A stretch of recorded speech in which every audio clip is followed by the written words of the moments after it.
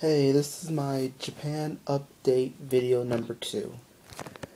Um, it's been like almost 5 or 6 weeks since I came to Japan. I'm at my host family's house in Hirakata City, Kansai University.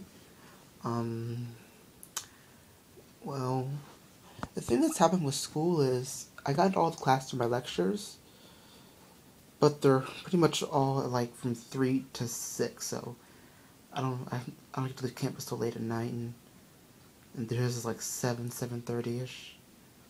And then for my Japanese classes, I got placed into a lower level. They use Genki here, and we didn't use Genki at my school, we used Yokoso. Although my school has now switched to Genki. But I guess that was too late for me. But yeah, I'm actually in a lower paced level of Japanese too. They were back to learning Tei form, which I learned in was that my first? I think it was my second semester of Japanese, 102. Yeah, and I feel like 2 years my Japanese is like nowheres. But I'm pretty good at texting in Japanese and sending emails and all that kind of stuff. But yeah, I'm kind of upset that I got low test scores, and I kind of wish I was further along in my language skills, and I'm trying to study hard, and I'm hoping for like a breakthrough in my language speaking skills, because it's just really poor. Well, in my opinion, it's really poor. I really want to improve my Japanese while I'm here. At least be able to carry on a basic conversation, watch a news or a TV show and kind of understand what's going on, and read manga, and maybe a novel if I have a kanji dictionary. Well, I do have a kanji dictionary, but I don't know how to look up kanji. But yeah, my host mother is 67 years old, and it's a 3-bedroom house room. There's no yard, because property land is very scarce in Japan. And her son lives here too. He's divorced. Yeah, he's like 40, and it's just the 3 of us. And she has a daughter that lives close by, and there are two other grandchildren live close by, and 2 other granddaughters that live far away. I'm supposed to teach the grandson English, but I'm not sure how that's gonna go. And I normally get to school by bus. I had to pay for a bus pass. It's like $300 for 3 months, and it takes like 30 to 40 minutes to get to school by bus. I could ride it. It's like 4 miles ride each way to school, but I'm from the suburbs where there are no cars on the roads, and if there were cars on the road, you wouldn't ride your bike. And for me, riding on busy roads is really scary and stress-inducing, and it bothers me. I'm not culturally inclined to do that. But I say plenty of Japanese people do it, and Japanese drivers are pretty safe, people riding their bikes, but like, I just don't feel comfortable doing that. And what else has happened? And I got lost. I get lost very easily, so me biking at night is kind of really, I just can't do it, so I'm just gonna take the bus to school, and that'll be that. And there's a lot of things happening. Here it kind of reminds me a lot of my town of my home university. It's a big town, but it's not a city. Like, people think Hirakata's pretty small, but it's like 400,000 people, but there's like no tall buildings, so it has that small charm feeling. And my classes are pretty interesting. We're taking a pop culture social practice class, and I'm in a group, we're doing a project about J-Rap, which is kind of something I want to focus on in my documentary with this blog, the concept of J-Rap. And then, I'm also doing, what else am I doing? In my other class, we're making like a business plan and like a marketing plan in other classes.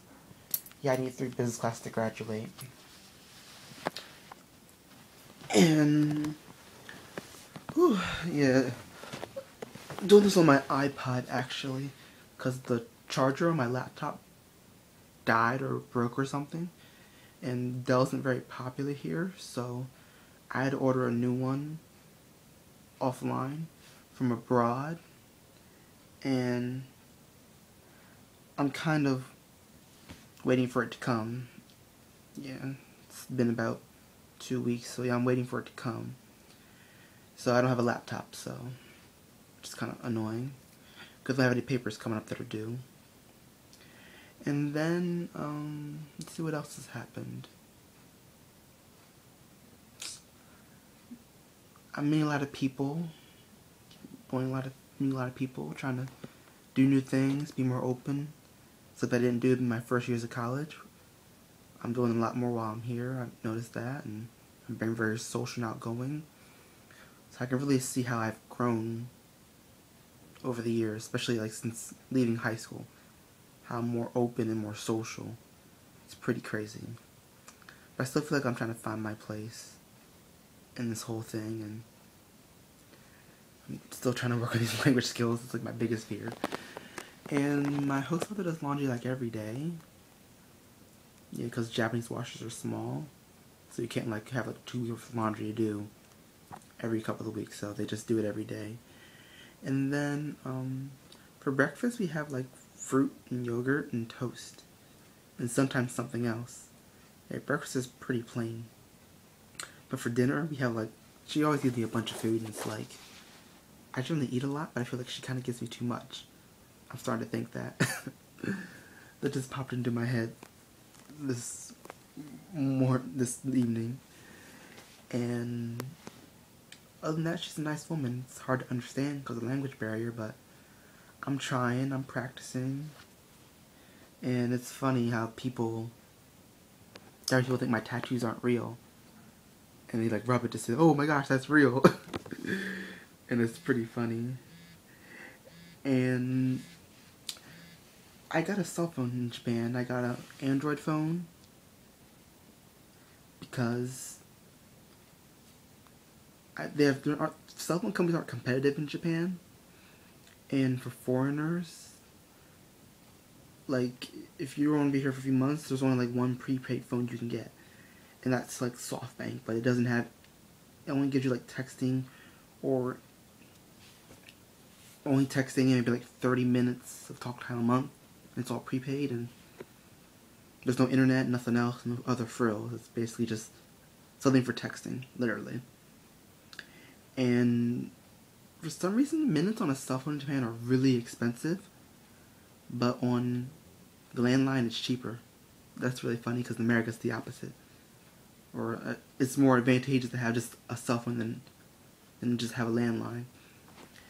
And I've also noticed that the Japanese they actually email on their phones more than they do texting. Like, each cell phone will have its own special email that you'll make up, and people will actually send each other emails than like what we consider texting. Like, texting, I guess, is more direct because it's just to the number. Most times people just email, actually, and it's more convenient, and it's free because they charge you for text here. Yeah, it's crazy, and it's pretty expensive too because the dollar is kind of weaker in comparison to the yen, which is kind of good for our economy. We can sell Japanese goods here and they're cheaper, and then Japanese goods are more expensive in America, so it's like an upside to having a weaker currency in comparison to the yen. And yeah, I'm here in my room. Yeah, I'm just kind of like chilling. Just really tired.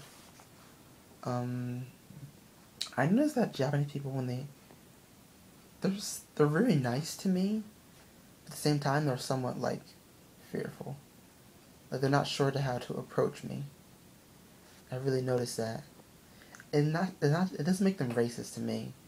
I feel like it's because there's not much diversity in Japan. They're not used to that. And you can only do what you were taught, growing up, or what you've been exposed to. So, if you're not exposed to diversity, I can't get mad at you if you have some racist assumptions or some inaccurate stereotypes or tendencies, because that's reality. That was all you were raised to. That's all you know, and you weren't exposed to anything else. So, I really feel like I'm an ambassador, and I really have to like put out a good impression, and it's a little bit of pressure. But yeah, other than that, I'm adjusting pretty well. I know I kind of feel they like to save energy in Japan. They're very energy conscious, recycling conscious, and I feel like I don't. I kind of use a lot of energy. I feel kind of bad, and when I like drop something trash in the floor, I'll pick it up because I'll feel bad. In America, we'll just throw trash on the floor everywhere, so we won't even care. Yeah, and I really want to go to the bars and clubs in Osaka. I want to do that, but I want to go with a group of friends because when we live in Hirakata, for me to get home, the last bus run a week is 9:30 p.m. and on the weekends it's 8:30 p.m. So if you're gonna go out in the city, you're gonna pretty much be out there like all night, like doing whatever, and that's just kind of like how it is. And then I actually thought I lost my camera, but it turns out I had it the whole time. Yeah, it was in like a small compartment of my duffel bag where I put it at so I wouldn't lose it. Yeah, and I ended up buying a new camera that came from Korea, and I had to send it back, and surprisingly, they were pretty quick with returning my money, which is pretty good. So yeah, found my camera, got my money back, and all that's square, and I'm kind of getting settled into the groove of school, you know, still kind of falling asleep. It's the second week of classes, so I'm still like trying to adjust, and I know we've got a 3-day weekend at my school coming up, so I'm pretty excited by that. And I'm trying to think, what else can I talk about? There's just so many things that are happening. I'm just trying to like study hard, improve my language skills, do things I've never done, see things I've never seen, interact with Jack Hill, make friends, have a good time, and learn and grow, and be open to new things. And I'm really trying hard to do this experience, and because I know I can be very shut off and very my own thing, because some of the experiences in my life where, you know, you just don't trust people, and that's just kind of like I just kind of often do my own thing, but I really am trying to like grow as a person, and I'm really doing this, and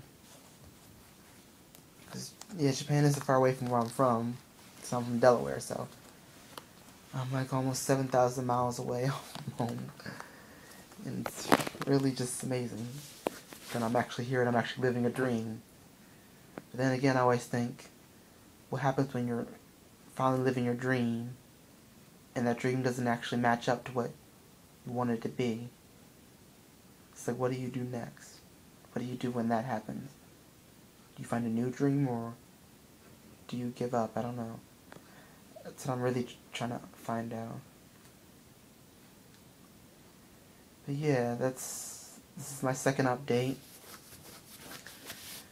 I'm gonna call this video Back in the Swing of Things, Japanese style. Well, Jamata YouTube.